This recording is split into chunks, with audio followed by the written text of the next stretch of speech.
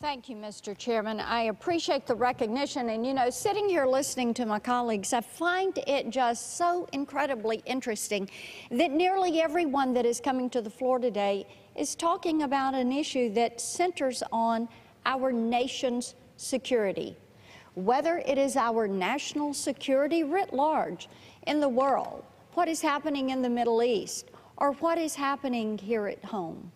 And as I talk to female constituents, it is amazing to me what comes up over and over is how are we going to be certain that we are safe in our homes, in our communities? How do I know that my children are going to be safe at school?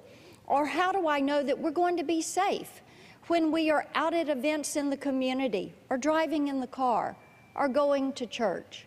These are questions of concern to so many moms who, like me, worry about their children and their grandchildren. And this is one of the issues that brings me to the floor today. I have legislation that I first filed in 2007. It is called the CLEAR Act. CLEAR. It is H.R. 2964. And the CLEAR Act addresses the issues with the criminal illegal aliens that are in our country and the policies that have arisen around sanctuary cities. You know, these sanctuary city policies and the executive amnesty really have turned every state into a border state and every town into a border town in this country. And here's why. There are lax, permissive, liberal policies that have really created an open border society here in our country. And you know what? It makes Americans less safe every single day.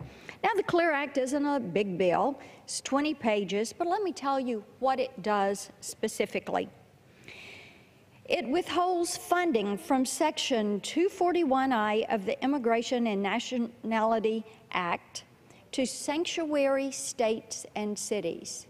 That's important to do because, as I said, those lax and liberal and permissive policies have now allowed over the last 7 or 8 years to create a total of nearly 300 sanctuary cities in this country. This should disturb us because we're becoming a sanctuary country. So I would ask my colleagues, will you support that provision of the CLEAR Act? The second thing the CLEAR Act does, when a state or local law enforcement agency arrests an alien and requests that DHS, Homeland Security, take custody of that alien, the CLEAR Act requires DHS to do 2 things. Take the alien into federal custody and incarcerate he or she within 48 hours, or request that the state or municipality temporarily incarcerate the alien or transport them to federal custody. The CLEAR Act requires DHS to train state and local police in enforcing immigration laws and to repay them for the money that they have spent.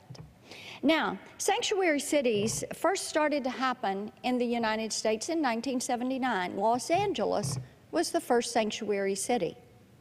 That means these cities choose to stand in violation of federal law and to not comply with federal immigration law. I think it's so instructive that the Department of Justice has never taken one of these cities to court, but you let a state like Arizona try to strengthen their immigration laws and the DOJ takes them to court. There is something wrong with that.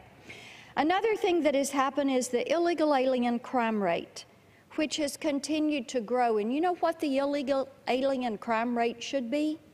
0. 0. There should not be tolerance for this. We see it all across our country. Certainly we saw it on a San Francisco pier. In Tennessee, a Tennessee Highway Patrol officer made a traffic stop on I-40 that led to the arrest of a man with an order of deportation and the recovery of a 19-year-old who may have been the victim of human sex trafficking. It's time to address this issue. I encourage support for the CLEAR Act. I yield back.